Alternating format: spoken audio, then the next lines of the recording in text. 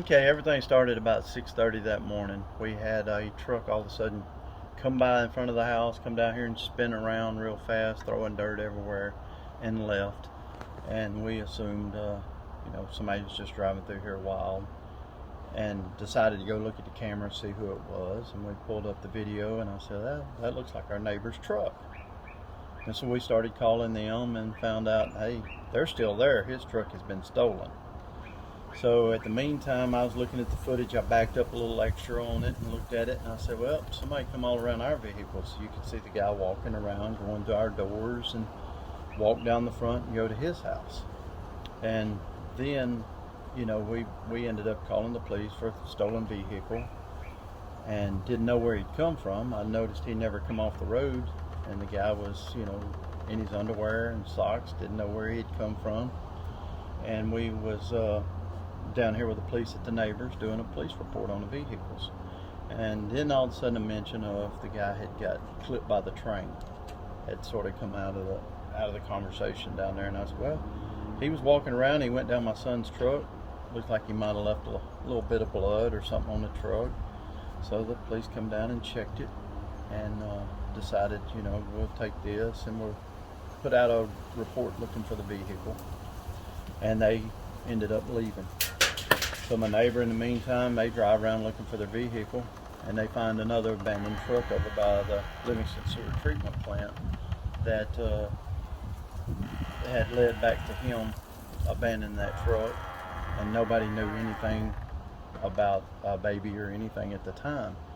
Later that day, everything is still calming down. It's probably 9:30 in the morning, and we are there at the door and let the dog out. The dog's right over here by the shed, barking towards us away.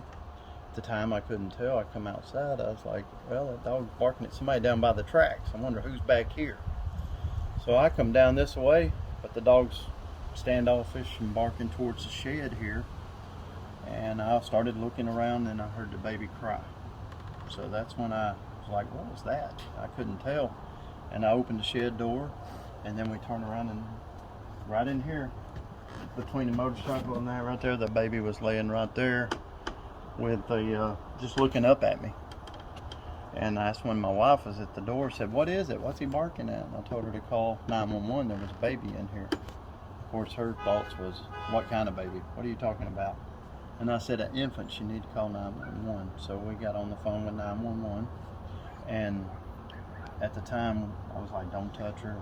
Don't know what's going on until they give us approval, and they told us to go ahead and pick her up. So we got her, wrapped her in a towel, took her up on the porch, and that's when the police arrived and started doing an investigation. And I went back and looked at the camera, and the guy had actually, when they had the report of the train hitting the guy at 3 something in the morning, I went back and found that he'd come in my gate at 3:30 with the infant and stayed in here about 3 hours. And then I could see off the camera up here, I could see that he had opened the door and went back out the gate by himself, and went around and went through my trucks and went and stole the neighbors. And I didn't find her till about 9:30, so we already talking 3 hours in here with him, and then 3 hours by herself. So, and like I say, the dog, if it wouldn't have been for the way he was raising Cain at the shed, I mean, we might not have come out here. We might have ended up leaving to go somewhere.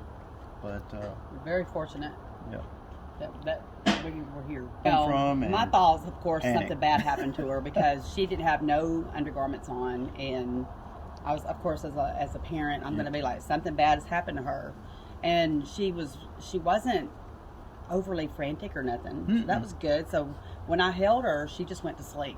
You'd actually never know. And I was broken. My heart was just broken. And because, we didn't know, didn't know her leg was broke or nothing. I just grabbed her and wrapped her up in a towel as quick as I could, because she didn't have nothing on. And then the ambulance got here and took her and put her in there. We picked her up, and I let her handle her by herself, and she was gentle, and so it was never, hit the wrong spot, cry bad. She just actually started smiling, and she just nestled up on my chest, went to sleep, and she just looked. And then, just sad. We didn't find out till later, like the paramedics that took her for life flight. That's when they come back and said, I think she's got a broken femur. So that's when, it's like, we didn't even know. Yep.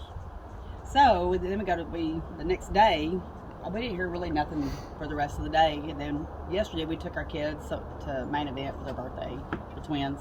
And then later we had another interview, and someone else wanted to speak to us, so they met us up there. And right then I sent a message come in from the mom. And so I've been in contact with her.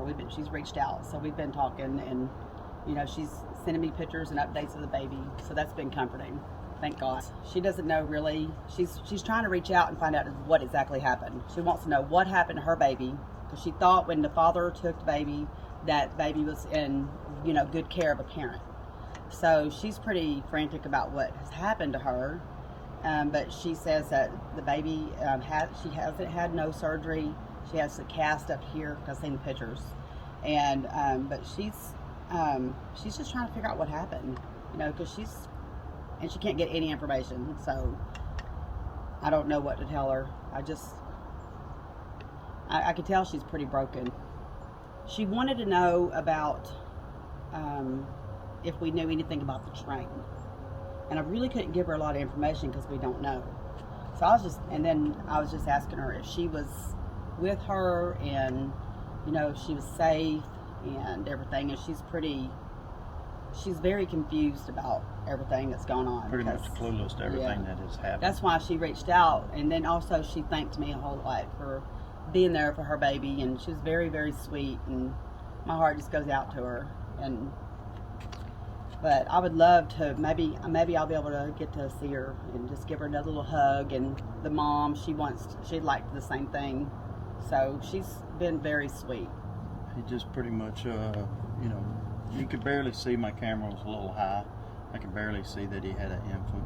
When he opened the gate, he opened it like he knew he was here. Mm-hmm. Opened that gate, come right in. The way he was holding the baby, that was so weird. Yeah, he was just sort of holding her like this. That's why I automatically thought she was kidnapped. That wasn't over his shoulder. It was just kind of like carrying her like this, and that kind of scared me too. Of course, he was limping all around on the leg, and when he come over here, I noticed. Well, I don't know if he'd done it or not. Sometimes they don't shut the shed completely, and it'll be like that. So I guess he seen the crack and seen the ramp and just come pulled it open. I'm just glad it was open. Then that morning when he got up, he just gently went back over there, opened the gate, went through it, shut it, didn't leave it open or nothing. Went out, went around, and he got behind my camera for a little while over my other truck was over there. And then I seen him come back over by the boat and just waddle around and went to each truck. He's going to the doors, but he was trying to escape, limping around and wasn't moving real fast. Wasn't no run from door to door. He was limping and hurting, and you could really see him. And walking on the rocks. I knew he was shirtless right here, and when you get up there around the vehicles, that's when you could see it was nothing but, you know, underwear and socks, and it was like, and he was walking on them rocks. He was having trouble. She was laying her head right here, her legs were back that way. She was just right here, just looking up at me, just pretty content, not screaming and squalling, or, you know, I just heard her out there, you know, cry a little bit when the dog was there. Wasn't a lot of screaming. Like I said, when we picked her up, and never a lot of screaming or crying that bad, like she was injured. Tired. Or you could tell she was tired. She was tired. She went through an ordeal. She was a little dirty off the floor, you know, just a little dress on, and she went right into Comfort and Arms and smiled and went to sleep.